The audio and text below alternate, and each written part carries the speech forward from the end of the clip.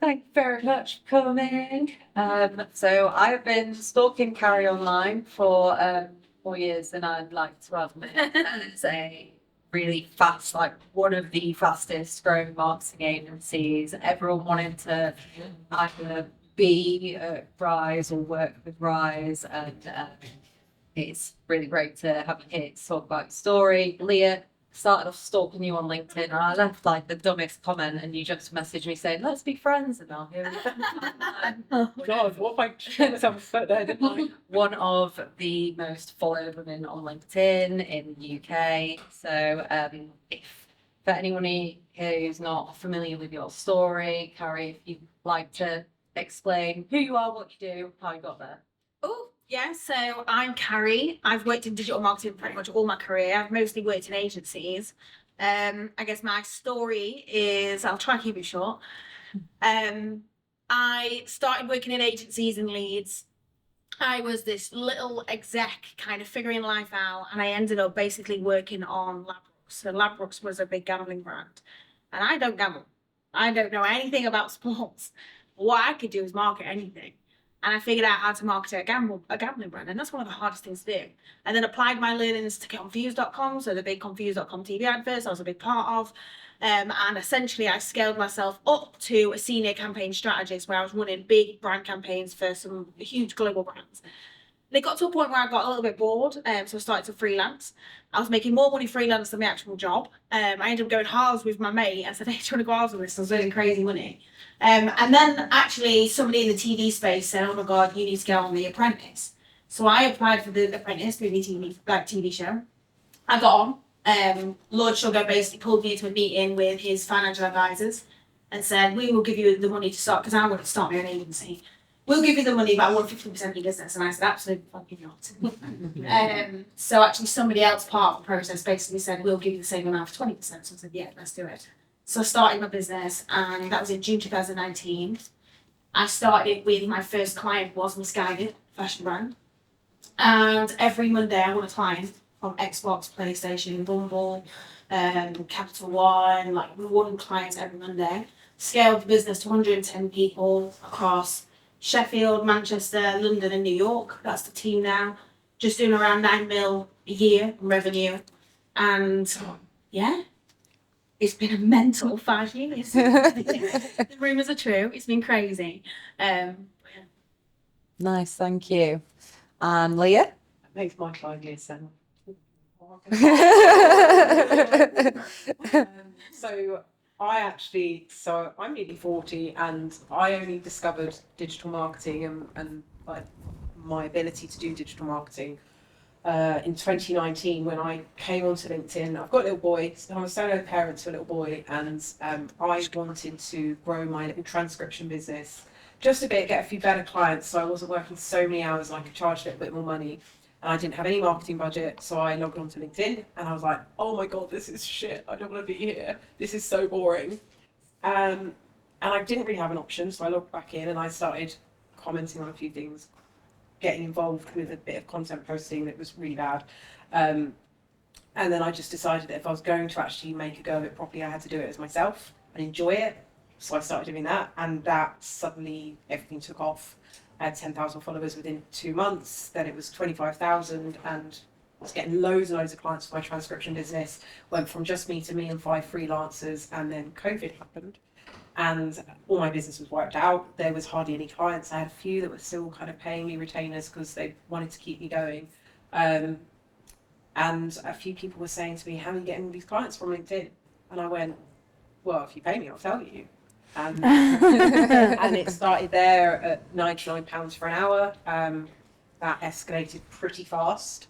And I sort of diversified onto Instagram, TikTok, Facebook, now Threads. 2 years after that, I started a membership community that's now got 600 members worldwide, 1,200 people on the waiting list. And that's doing about 300,000 a year. But I've gone from basically earning minimum wage to over $500,000 a year in 5 years. Just me. I don't have any employees. It's just me and then a team of freelancers. And I also work really closely with a charity that are very close to my heart. So I've been doing like supporting Hope for relentlessly, which has been quite a key part in my business growth, I think, because of the comparison. When you align yourself with a charity and people understand like the motives, I think they buy into you even more. So yeah, that's where I am, and I've known Fiona since, I don't even remember. I wish I knew what that weird comment was. I can't remember. It's blocked. It's Oh. really Yeah. So what is, Carrie, the best business advice that you've been given or that you Ooh. could give? I'd more than likely put this on my Twitter somewhere. The best business advice that I've ever been given is to focus on sales and everything else will fall into place. Because money brings you time, people, resources. And what a lot of people do is try and build a perfect business that makes no money. And that's where most fail. So 90% of startups fail in their first year, and it's because they have a perfect running business that makes no money. So you need to focus on sales and everything else will fall into place. And that's what I did in my first year. I basically learned how to sell. I learned how to sell to some of the biggest CMOs at the biggest brands. And I just sold. And there was a lot of times I sold things that I had no idea how I was going to do. Figure that out later, because what money bought me was people, time and resources. So I think that's probably one of the best pieces of advice I've ever been told. I actually got told that by Harry Hugo from Go Agency. They've just sold their business for over 200 million. And that's the one thing that he first told me on the day when I started. Nice. Lea. I think probably the best advice that I've been given that I've really followed is following your own path, what success means, because it's really easy to get distracted by what other people think you should do or what other people see as possible for you to do. But if you're not enjoying what you're doing, you're not going to want to keep doing it, and you're going to burn out so much quicker. And I've always followed what brings me joy, because I stay motivated and I stay inspired. I stay lit up every morning when I wake up to do it, because I know it's what I want to do. But I've been distracted so many times by other people going, you could do this, you could do that, do it faster. Everyone else is going faster than I am. And it's easy to lose your own way. And then you really start feeling like, what's the point? I don't want to do this anymore. I think if you want to be successful in anything, you need to be successful in something that you genuinely love doing, because otherwise you're just kind of dragging yourself through every day and you don't stay. If you want to be an inspired entrepreneur and keep moving forward, you need to wake up with that light in you. And it's very hard to do that, in any kind of business that you don't love. Yeah, and I've heard you say as well that burnout comes from not doing enough of what lights you up as well. Yeah, what I often say is burnout comes from not doing enough that makes you feel alive. I think often you get burnout not because you work late. It's not because you're doing 14-hour days. It's not because of, you're being rushed to do a million things in a task. It's because you're doing the things that you don't actually fucking enjoy, and you're doing the things you don't like. So you just need to do the things that make you feel alive. Pay somebody else to do those other things, because that'll make someone else feel alive and feel great. So yeah, I think people don't really understand what burnout means. But it doesn't mean 16-hour days. Mm-hmm. That's That's why I pay someone else to do HR and accounting. yeah. Same. What's the, Lea, worst business advice that you have heard? Ooh. Oh my God, so much of it. It's hard to pinpoint one piece of advice. I think anyone who tries to sell you on the idea that making more money quickly is the way forward, you have to really question that. Get rich quick.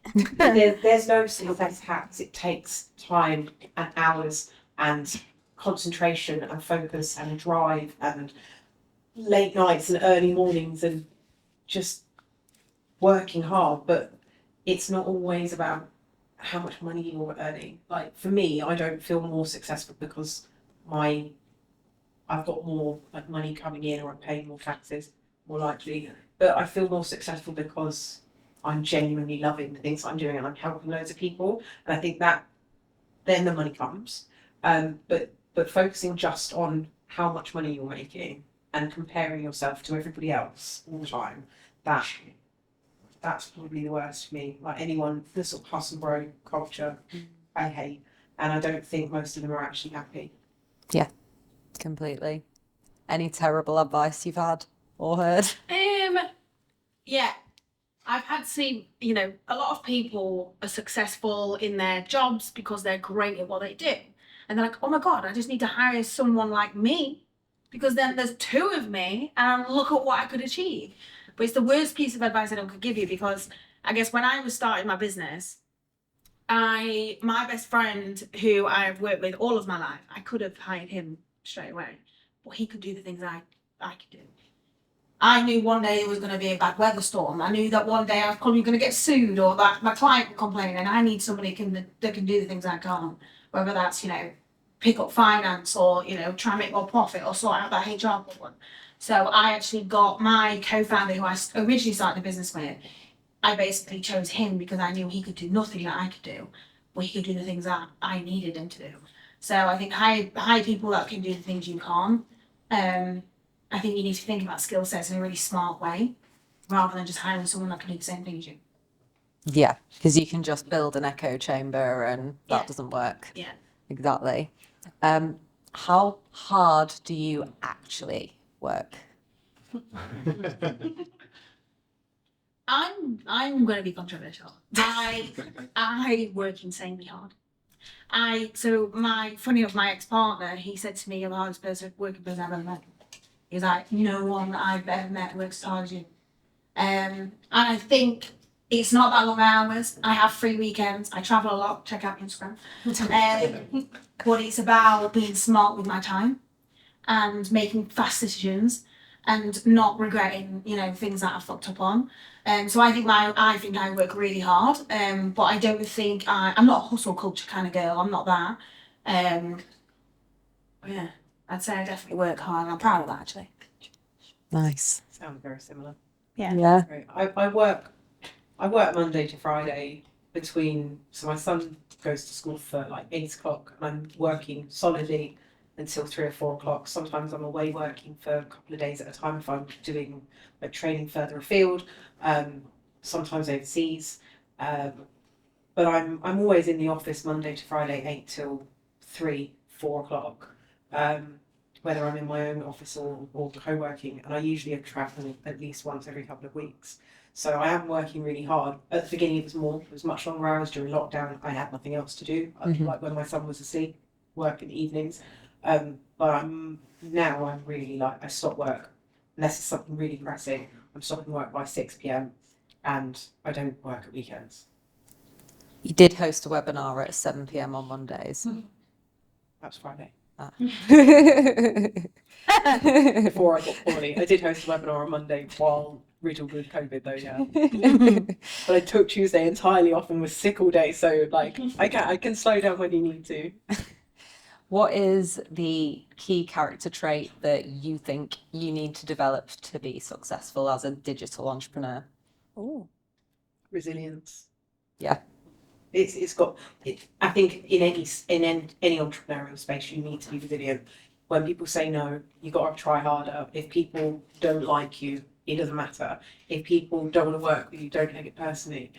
You've got to just get over the idea that you're ever going to please everybody all of the time, because you will waste so much of your life trying to do that, and then you'll hate yourself because you won't be who you are supposed to be, and it will drain everything out of you.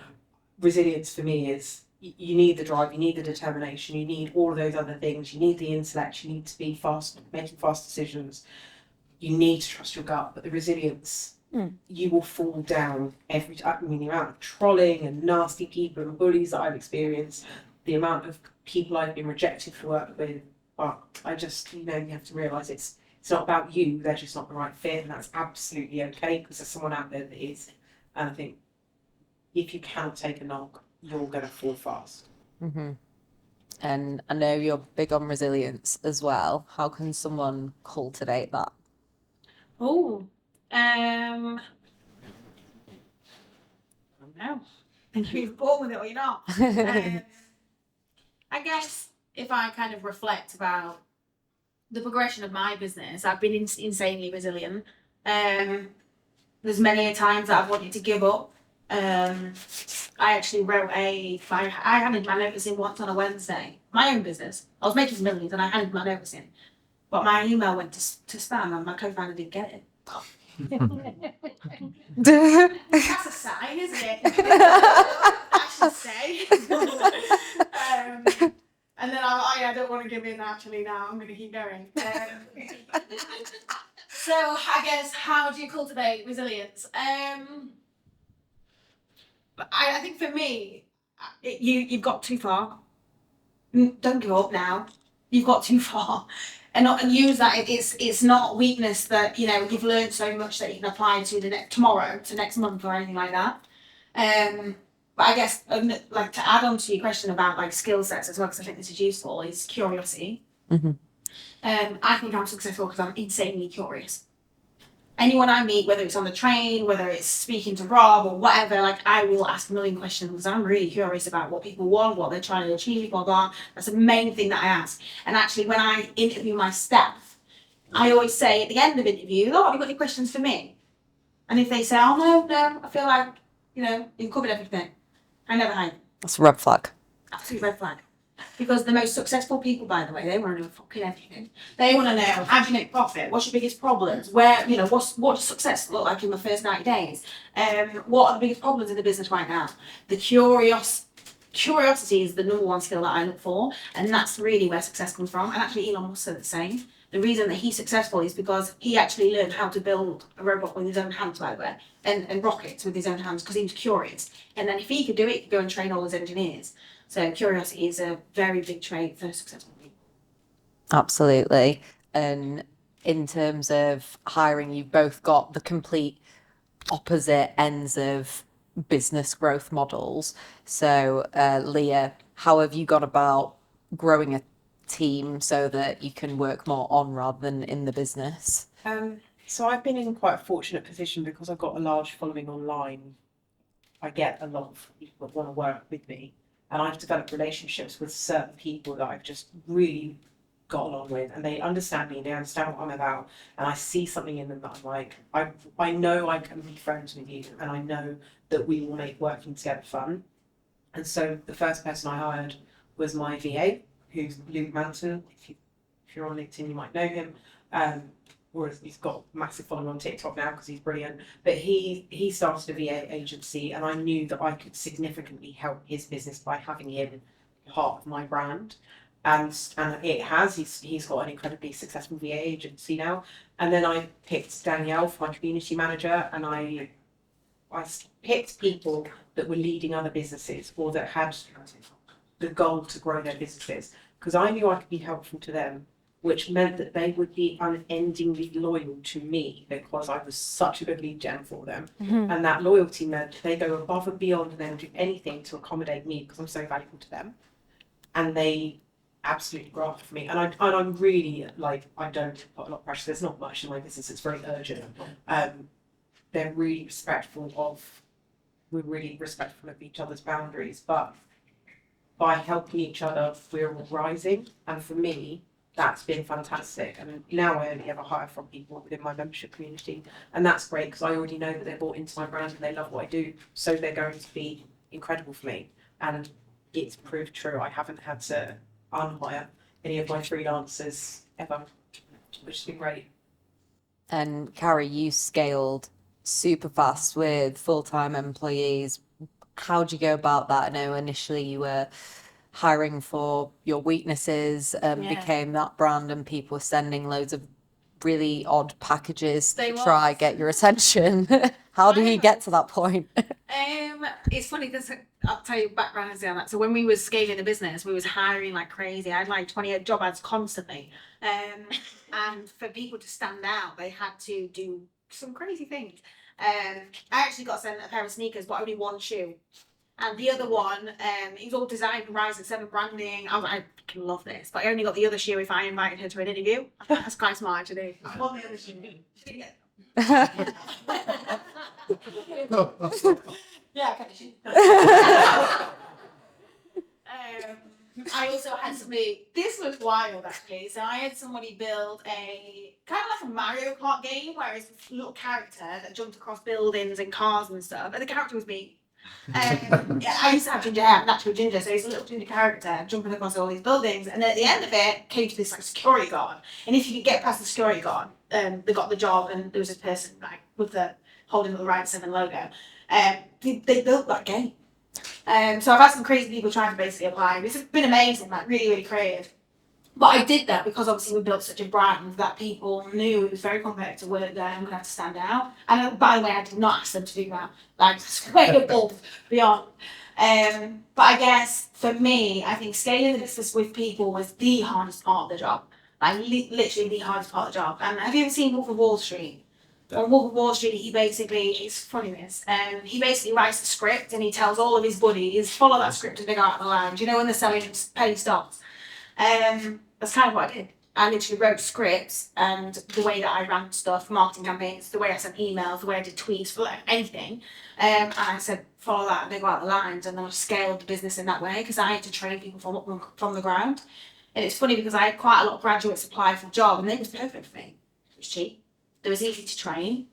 Because often what I would do is I've hired people from other agencies before that obviously have 3-4 years experience, but they come with pre-existing ways of working, and I kind of had to go, right, let's get that out of you, because that's not how we do things here. And unfortunately, I did have to let go quite a lot of those people. It's like easier and faster for me to kind of start from scratch. So processes was huge for me to be able to scale the business and hire in that way. And you said curiosity already, but if anyone's looking for a role in digital marketing, what are the key things that they need or they need to show that you're looking for? I think understanding culture, and when I say culture, it's what's going on in the media, what's going on Twitter, latest updates, what's going on in the news, what's going on with Kim Kardashian, like just understanding day-to-day culture, because what you understand then is people. What is it they're reading, what are they seeing every single day? And really the best marketing strategies is putting yourself at the center of those things, because often what we do as brands, we talk about our product. We've got somebody who works in the room in printing. No one really cares about printing. It's hard to market a printing business. But what you can do is understand what consumers are interested in and try to apply your brand and your stories to that. So I think, understanding popular culture or what's going on with culture is a massive part, and you just got to live in it. So I think that's one little trait and skill set. And Lea, do you have any box tickers that you need for people to stand out for you to work with them? It's not a sense of humour. I'll be honest. Yeah. If I can't laugh with my team every day, I get bored of working with them, and like everyone on my team, I would happily hang out with in the pub. Yeah. And also people that will collaborate with me. So I have this thing, and it's very similar with the curiosity. I want to know how every single part of my business works. Yeah, 100%. And I worked with a business last year, and actually they increased their retainers, and I didn't need to up level it, so I stopped working with them. But I wasn't enjoying working with them because I didn't know what they were doing. And it's not like a control thing. I want to know that if one cog breaks, I can jump in and fit it, and I can fix it. So I understand how all the automations work. I don't do them myself, but I know how to. I know how to write my own newsletters. I know how to run my own launches. I know how to do every single thing in my business to an adequate level. And when I get to that level, then I'll find someone who can do it better than me, because then I know that I've always got myself to rely on. Because I think that's one of the things that stopped me from hiring and scale. One of the things people said, you could scale an agency, you could do content, you could have en masse LinkedIn training. I said, I don't want to do that because it's pressure.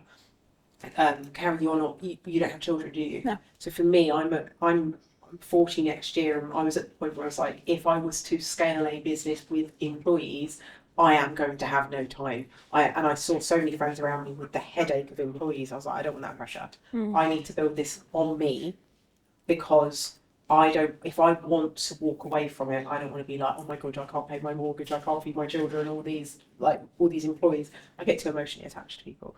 So I decided to do it the other way. It doesn't mean I won't ever grow it your way, but not while my son's little, because I want my evenings to be me, not me having HR headaches and all of that kind of thing. So yeah. I've got another one. Yeah, go on. I think it's worthwhile. I think probably one of the biggest skill sets that I think is underrated in marketing. When I find it, I'm like, I need to hire that person straight away. Is storytelling. Not many people can tell a story. You got to think, in marketing, I'm constantly selling. Whether it's selling to you guys, say if I'm working on Pretty Little Thing and I'm trying to get you guys to buy Molly May's new range, I've got to sell that to you. And I do that from storytelling. Whether that is pitching to go compare a new advert idea that came up with, I've got to pitch that, I need to storytell. And I think not many people can tell a story, they just don't know how. They kind of do things backwards. And really the way to tell a story, there's 3 kind of simple steps. You find the problem, you give it insight to back it up, and then you tell them how you're going to do it. This is my solution. And I think not many people know how to tell stories, and I think that's one of the biggest things that I'll tell marketers is to Google storytelling, look at YouTube videos about storytelling, get case things about storytelling, learn how to do storytelling in your day-to-day. You can probably see the way I'm talking on stage. I like to tell stories. I've trained myself in that way. So storytelling is a real kind of good skill to learn in marketing. Yeah, absolutely. All areas In life, so isn't it? yeah. Because when you give someone a list of facts, they won't remember it, but tell them a story, Yeah. they'll remember it because you get feelings in it. And it's something that I've practiced and has been integral in me growing my brand, is being able to tell stories, and you've just got to practice it. Something funny happens in your day, something embarrassing, write it down, make it a story, because that's probably going to be a great social media post and it helps to train you. So just start thinking of everything in your life. How would I tell this as a story? And you can start really practicing that. It's a really easy skill to get better at quickly. Is that's people remember small things that you say maybe online, and then people come up at events and they're like, oh, remember this really I have rogue people from 4 years trip ago. that you had with your mum 3 years ago? That looked great, but then they've got more of you than just they sell this. Yeah. They've got something, there's a person behind, and there's something relatable that I can then start conversations with. That's it. It's been huge for my brand. I have people from like 4 years ago that come up to me and will recite my entire story of a post back to me. Yeah. And I'm like, I don't even remember that happening. But it's for some reason it's become a core memory for them, and yeah, they're really super powerful. That was a great one. Yeah, nice. How do you keep up with digital marketing trends, especially LinkedIn? How do you know what's coming out when? How can people find out, stay on top of it? You can't really, not with LinkedIn, because I don't tell anyone. You have to follow me because I find stuff out. So I have like group chats with other LinkedIn trainers where we'll talk about, oh, have you seen this? Have you seen this? And we keep on top of it. Some of them are way more on it than me because they're literally like super geeks on every single little LinkedIn thing. Whereas I'm much more about the building your brand and building trust and relationships and the nitty gritty functionalities of, you know, you can turn off that setting, you can do that. Because that doesn't make a difference. If you can tell a story, you don't need all that shit. Like you will get reach, you'll get people's attention. LinkedIn are terrible at marketing their own stuff. You'll never know a new feature has arrived from LinkedIn. You'll find it out from the LinkedIn trainers and the people with a presence on there. So in terms of LinkedIn, it's just I pay a lot of attention. I'm on it obviously a fair amount, and I go, oh, that's new, not seen that before. Or someone will say, have you seen this? So there's no resource you can go to for that.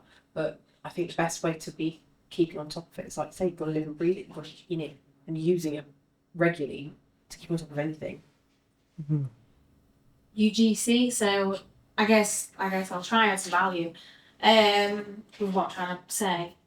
I remember someone asking me, what magazines should I buy? What should I read? What publications, to stay up to date with social media trends and things like that? I was thinking, well, I don't read any. I don't look at any of that sort of stuff. And I remember once I was speaking to a gaming journalist, writes about gaming all the time. And obviously in gaming, there's always something new coming out, whether it's a new Grand Theft Auto or something like that. And I said, where do you get your stories? And they said, people, Reddit, TikTok, LinkedIn. It's people that actually are the ones we get our stories from, whether it's breaking news, gossip, what the latest Kim Kardashian things that are, going on, whatever it is. So I guess you just got to find the right people on LinkedIn. I know it's kind of like general, but you got to find people first. You're not going to get your gossip and your news from the media because the media actually get it from people. So I think type in keywords on Twitter, Instagram, LinkedIn about your topic, and you will find the most engaged posts come at the top. Follow them, subscribe to them, and you will get a feed of content of people, all of them, that literally can feed your knowledge. On my Instagram and on like my LinkedIn and things like that, I don't follow my best friend. That sounds awful. But I don't want to see, whatever. I like, WhatsApp it to you anyway. yeah. But I follow the content that's going to make me better. So I'll like follow, people that I'm learning from. So there's a quick way to do it. Probably looking at who we follow, because we're clearly following them for a reason, because we want to learn too. That's what I'm doing. What do you wish someone told you when you first started? Ooh. I'll pass that to you while I think. There's no rush, which is obviously very different because obviously you've gone. Yeah. But, I got very swept up in doing everything as fast as I could because everyone kept saying, "Oh my God, you're doing this so fast." And I'm like, "Oh my God, I want to keep this up. I've got to hit that million mark. I want to." There's no rush. Like, you can get to where you need to be in a sustainable way that's going to. For example, my community at the moment, right, we've got nearly 600 members with double that on the waiting list. And the waiting list is over £50,000 a month of money that I could be getting those people into the community. But if I do that, then the quality of my community disintegrates because these are core fans. These are people that I rely on that give me a great monthly recurring revenue. So I could be totally greedy and totally in a rush and suddenly have a 1,000-person community and be like, brilliant, I've got loads of money. But it's not going to last. It's not going to last if I rush. So having patience, and I wish someone had said that to me. Like, there is no race that you have to run. You can do this at your own pace because it's very easy to see everybody else seem to achieve amazing things in ridiculously short timeframes. And obviously with Carrie here, it's incredibly possible. But it's not necessary. You don't have to do it that fast. You could have done it. Yeah. You could have done it over 10 years rather than 5 and still have achieved the same success. But if you were a person who didn't have the tenacity or you had a family at home that you wanted to split your time between, you wouldn't have to rush it. And I think that's the important thing. You need to go at the pace that works for you and your business and not get greedy. I don't think people understand the actual pace as well. You only see the big success or when it goes viral or when it goes, not the years that were spent behind that either. So what you think took someone a couple of months. And just because you see it on LinkedIn doesn't mean it's true anyway. I guess with me, so I remember the day that me and my co-founder, when we started the business, it was probably about a year and a half in. We had a big business update in the team. So we stand in front of the team, we update them on the performance of the company, new clients, all that sort of stuff. And he said, my co-founder stepped forward and said, "We've got a big announcement." I was like, "Wait, what have I missed? What do I don't know?" And he said, "I'm pleased to announce that Carrie is now our CEO." And he didn't tell me he was going to do that. And I wasn't the CEO. Before that, I was the creative director. And I was like, "What? You sure?" We never discussed it. I didn't ever think, like, why am I the CEO? And he said, the only way we're getting to the moon is if Carrie Rose takes us. And I remember thinking at the time, is that because I work hard? Is that because of my tenacity? And like, I am relentless, I guess, in the way that I run business and do marketing. But I actually figured out it was actually something else. And it was my mental health. My mental health was probably the strongest out of both. And one of the things that I did once, and she came to the IB conference and saw me definitely break down about some of the hardships that I've gone through running this company, because it's definitely not been easy, by the way. One thing I did once, and it's probably worth you guys doing when you get home, write a bar chart of 0 to 100, split it in 5 ways. I want you to split it in your career, your family, your friends, your partner, if you have one, and yourself. So I did that. So I took 0 to 100% and I broke it down into those 5 categories. I think I gave about 65% to my career. I gave about, I'm not going to do the maths on the top of my head, but it was like 10 to 15% to my partner. I gave about 10% to my friends, 5% to family, and long story short, I was like, shit, I've got no percentage left for me. And that's when I knew I was not getting to the moon anymore, because I was like, I'm not giving me the time. So I was like, okay, this was about 2 years ago. So I completely flipped it around, invested in time in me, and all of a sudden I'm hitting 9 million a year. So I think I realised, okay, the only way we're getting to the moon is because Carrie Rose takes us, is because this was strong. Because I wouldn't have got there if it weren't strong. So I do think, if the piece of advice that I want to give anybody, or wish I said to myself, is, that bar chart, don't give 65% to your career. Give it as much as you can to you, because your career will benefit from it. So Okay. Right. How long we got?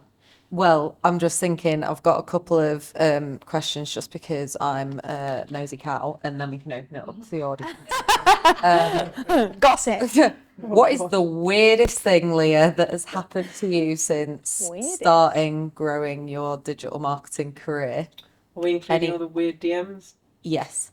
There was a man who wanted to put babies in my womb. Oh, And got get about me, or was it just no, it was on my Instagram recently. That was a bit of a weird one. I don't know, the whole thing's been pretty bloody weird. I've got some weird Like stuff. when someone says to me like, "Oh, you're a LinkedIn influencer," I still cringe a little bit because I'm like, an influencer, but also a LinkedIn influencer of all the places. Like if someone said to me 5 years ago, "You're gonna get well known on LinkedIn," I'm like, what even is LinkedIn? It's a career platform. It's like where people go to get a job. Yeah, I mean, it's been pretty weird, but it's been amazing. Like I've gone, I don't know, whitewater rafting with friends from LinkedIn in Colorado. I've sunned myself in the Seychelles on a retreat that was entirely paid for me and my son for a week. Can I come on holiday with you? Oh, it's amazing! Literally all-inclusive trip to the Seychelles with my son just to deliver one workshop. That's like the best thing ever. It's just loads of weird things. I have to pinch myself every day. I'm just like, this is very bizarre, from the random people that send me suicide messages because they feel like they know me, to people that have watched me for years. I had some 60-year-old man come up to me and tell me how much he absolutely loves me and he reads all my content. I was like, I don't even know who you are. And then his wife knew, and they talk about me all the time and they read my posts together. I'm like, everything has been weird. I just live in a vortex of weird right now. What's normal? Probably boring. Okay, you're up. I've had some weird stuff. I've had all the messages and the guys that people have found out where I lived and like sent me my address, I know where you live, like all sorts, honestly, like crazy. Sent my ex-partner messages about me, like to crack, just weirdos. I'm like, why? I'm running an agency, like it's weird. Yeah, it's so weird. I guess one of the weirdest things was, I think I might have told this at the IB conference, I don't know. But essentially, we had this girl once that was like a super fan of the agency. So you know how I said that people sent sneakers and games and all that stuff? Well, we had this one girl, oh my gosh, she sent stuff to the office all the time, but she had zero marketing experience. She was dying to work at Rise at 7. And this went on for about 8 months. So it was a long period of time. And we kept declining her because she didn't have the experience we needed at the time. But anyway, there was one moment where I don't know if you guys saw it, but I did this big campaign where we was looking for university students to quit university and come and join us instead. So we was looking for zero experienced people. Obviously, she was like, yes, this is my chance. This is my chance to get into this company. So obviously she sent her application again, probably like 20-second, application. It was crazy. And we met her and she was lovely. I was like, oh, do you know what? Yeah, actually, the loyalty, the friendship. She liked every post I put out, retweeted everything we did. She shared every campaign we ever ran. Proper super fan. So that's amazing. So we brought her into the business, we trained her up, we did all those things. Well, there were so many times where basically she did not deliver and she didn't come in work. She would, just work up at 1 in the morning or 1 in the afternoon. So there's just times she just wasn't a hard working member of staff. So unfortunately, after, when you have a 3-month probation, or what it's called, we had to let go. Well, that obsession turned the other way around. Pure hate. Like overnight, I went into the office and I remember I was like, and my HR girl woman was stood there and she looked at me, she said, you seen it? I said, seen what? I said, what's happened? I had no idea. There was 22 Glassdoor reviews of one after another, multiple accounts being created. We had an email account called not Carrie at rising7.com. email all my clients. I have clients like Pretty Little Thing, I have clients like Bumble and Capital One, the biggest banks in the world, and they was getting emails from this not Carrie at Rising 7, just absolutely annihilated my business. We had a fake Twitter account called Boycott Rising 7, getting thousands of likes, like Glassdoor, you name it, basically completely attacking my business overnight. By the way, this went on for 5 months. She did not give up. She did not give up. She ended up slowing down. Sometimes, she pops up once in a blue moon. But I think that's one of the weirdest things of, I guess, when you do have a super fan. I remember thinking, that's nice. Don't do it. Don't do it. It was the weirdest. Could sell that to Netflix, you know. Oh, Full yeah, on Baby that's what it's Reindeer like. It's like vibe, Baby yeah. Reindeer. Yeah, that's what it's like. I swear on my life. It was like Baby Reindeer. She's still obsessed today, like still obsessed. Like I might tweet something, I don't know, some random or what, even if it's like I'm on holiday, you know, and she'll go, oh, look at Carrie on holiday. You know, just constant. Like I'm like, give up. I think if I saw her in real life, I think, you know, the normal Carrie Rose on the street would come out and I'd say, listen, well, you know, you've had to keep it cool, don't you? You have to like be professional, but yeah, I think that's one of the weirdest. I don't. That's what you're so petrified of. You're so like, okay, I'm gonna get cancelled if I do something, because she was throwing all sorts of. We need to have a chat. She was throwing all sorts of accusations. Apparently, I was.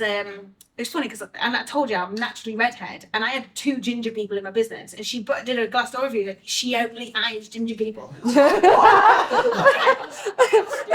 had 110 staff and 2 were ginger, and I was like, do I? She's ageist, she's genderist, I was everything. But then there was a lot that said she was like racist. I've never been racist in my life. But there was all sorts of, and it just broke my heart. And I did cry, I'm gonna admit I cried, and I cried to my mum. Do you know what I mean? This is the first time I had to cry to my mum. I was like, what do I do? And people started to like go, God, have you seen all those things about Carrie online? And it broke my heart, absolutely broke my heart. I wanted to strangle her, do you know what I mean? But that was, I guess, weird. And I think those things do come with business. I don't know if you've read Stephen Bartlett's book. The same thing happened to him, by the way. They had a fake email address, email all their clients, and they lost, I don't know if you've read it, but they lost millions because of it. Luckily, I didn't lose any clients because they were like, what the fuck is this? But yeah, I've had some weird stuff. Jesus. One day I'll do a Netflix show. Yeah. Actually, funny story. I made a Netflix show about you. Yeah, Netflix did get in touch with me once, and so did BBC, because they wanted to do like an episode, like a series of agency live. You know, and I actually thought it would be a great idea one day, but I just knew it's like welcoming trolls, it's welcoming attack on the business, and I was like, right now, it's not for me. Yeah. Once had someone try to take me to employment tribunal for not being flexible enough for them, though they hadn't worked 9 to 5 or in the office for the last 3 weeks. Yeah, crazy. But things happen. So I'm going to open up the floor for any audience questions. If anyone's got anything they want to be nosy about. Any questions? Go on, Alan. You say you don't, have any regrets with any of your fuck-ups, but if there was one fuck-up, other than your super fan, regret, what would it be? Biggest fuck up? Oh God. In business or? One that you're... God. And that's for you as well, Lea, by the way. You're not getting out of it. Do you have one straight off the top of your head? Biggest fuck up. Regret. I'm not doing it sooner. That's my only regret. I didn't have faith in myself when I was younger, and I listened to other people too much because I dropped out of school at 16 and was covered in tattoos and didn't look professional. So you're never going to do anything. You're never going to make anything of your life. You'll only ever get like low-paying jobs. And I lived that destiny for way too long, believing that I couldn't be more because other people said I couldn't. And then, and we were talking about this before, weren't we? I started seeing other women that were single parents, hadn't maybe gone to uni, that had achieved all this stuff, and I was like, whoa, hold on a minute. If they can do this stuff, why can't I do it? And it wasn't until I saw those people that I could see myself in, that I went, oh my God, I don't have to just be an office manager or a typist for the rest of my life. There's actually more to what I can do. And the more I started doing it, the more I realised I'm actually really bloody good at some of these things. And then other people started going, oh wow, you're really good at this. And that validation made me push and push and push. And I saw more inspiring people, including you actually, because I saw you on LinkedIn years ago, and I saw some of the hate that you got, and I would be like, well, I'm not making any judgment until I, know for myself, because all I see is an absolute badass businesswoman going out there in a man's world and making waves. And it's people that you see doing it that make you realise. So yeah, my only regret is not realising sooner that I could do more. I've got one actually. Mm-hmm. It's a bit different. My biggest fuck up that I regret. Okay, this is unique, so I don't know if it's what I value, but basically when I started the business, as I mentioned, I got I'll tell you, it's in my contract, I'm not allowed to say, but I don't mind. I'll give it 80 grand to start the company, and they wanted 20% of the company. I was like, yeah, I'll have it. Anyway, from day one, we was making a lot of money, and I remember I was about 8 months in, I had a couple of $100 grand in the bank. Oh yeah, if I give him 80 grand back, he'll bugger off. So there you go. Here's the 80 grand, thank you very much. He says, well, thanks. So I still own 20% of your business. I was like, oh, what's happening then? So, and he's, oh, well, I, 20% of the value, blah, blah, blah. I was like, I don't really get it. And I just didn't. I didn't understand that that's how it works. So I think that was one of my biggest fuck ups. And, over time, so I'll be transparent, 2 years ago, I bought my co-founder and the investor outside. There was 3 of us. There was the investor. He didn't do anything. He was just a silent investor. And then my co-founder, I bought both of them out. And the value of their shares was 5 mil. I was like, oh, so that 20% would worth a lot of money. I don't have 5 mil. By the way. Like, I was like, where have I got 5 mil from to buy these out? That's a very long story for it's a very good that would be Netflix what I did. It's very good. That would be a TV show one day. I'm gonna write a book. But yeah, I think that was the biggest fuck up of not understanding investment and understanding silent investors versus active investors, really asking those questions and setting boundaries of, okay, well, if you do own 20%, I want something from it, whether it's one of the finances or provide something to the business. But when you're a silent investor, you just put money in and you don't do anything and they just get rich, basically. So I think that was the biggest regret of not really asking the right questions in the early days. I regret not finding out I should be a silent I investor was going to sooner. say. Oh, fucking hell, yeah, I'd love to do that. Well, yeah. Does anyone else have any questions? No, that's okay. Do you have any parting advice for anything digital, entrepreneurship, leadership, management that you've not already discussed that you think people should know? Yeah, there's one piece that always rings true for me. Everyone always says that you should never be the smartest person in the room, and I absolutely don't agree with that at all. I think it's really important to be surrounded by people that you can learn from, absolutely. But to realise how far you've come, you need to be around people that you can offer support and guidance to as well. Because I tell you, I sat with Carrie Green on a panel, and she's, does 10 million a year with her female founders, what's it called? Female Entrepreneurs Association. So she's like a business coach, and she'd taken a lot longer to get to where she is, to the point I was at, than I'd taken. I'd done it very fast. She was up, people were asking advice, and I was like, oh, I know that. And Carrie knew it as well. But I was like, I know way more than I realised that I know, that I've learned. And it's absolutely gave me so much more confidence in myself, because I was like, I know so much more than I did a year ago, and I know so much that I can help other people with. And then I can learn from people that are ahead of me as well. And I think you do not really appreciate how much you've learned and how far you've come if you are always surrounded by people that are ahead of you. And I think you have to get some perspective, because otherwise we always feel like we haven't gone far enough. And actually we have to take a minute and go, but look how far we actually have come. And we've still got a long way to go, but we've done pretty good. And I think that's really healthy dose of reality that you need to have. Mm-hmm. Something that I did when I started the agency. So I technically got the investment in January 2019 and like the approval basically of starting the agency. But I didn't launch until June 2019. And I remember everyone was like, why didn't you just launch now? Because I was ready, I had clients and all that sort of stuff. And I said, no, because I haven't got an audience that listens. For me to be successful, I need an audience that listens, because I've got a lot to say. And if no one's listening, then I'm not going to win. So what I did is I spent 6 months building my personal brand. I talked about marketing. I talked about the work I did on Ladbrokes. I did case study breakdowns of how I scaled Go Compare from 17 million to whatever million visits on Google and stuff like that. So I basically built this network of people that I was like, well, she knows what she's talking when it comes to Google and SEO and marketing and social and stuff like that. So much that I think I had, when I launched the business, I had about 9,000 followers. And when I first decided to do that, I probably had about 300. Do you know what I mean? But 9,000 was enough for me to go, oh, by the way, I've launched an agency, and everyone flooded in. All of a sudden, I've got listeners. I've got people that I can talk to. Because if I launch the business to 300 people, well, no one listening. I need to do that first, build the audience first, then say, here's how you launch. So yeah, hopefully that's valuable. That's what I do.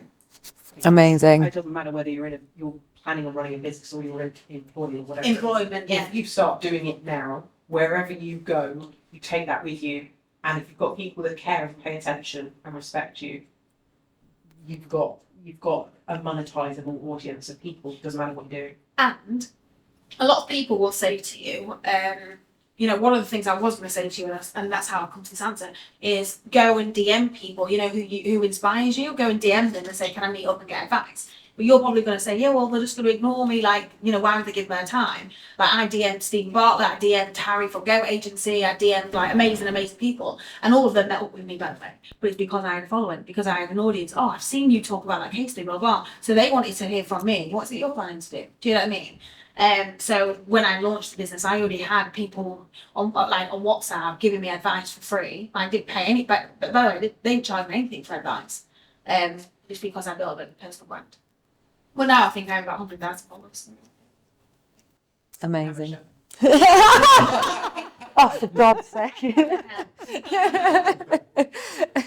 Well, I want to say a huge thank you to both of you for being so savagely honest, and that was really great. And thank you to everyone for coming. So cheers to our panel. Okay. Sorry, I was only joking. I'd rather have a £10 million a year business, but You're making money from us.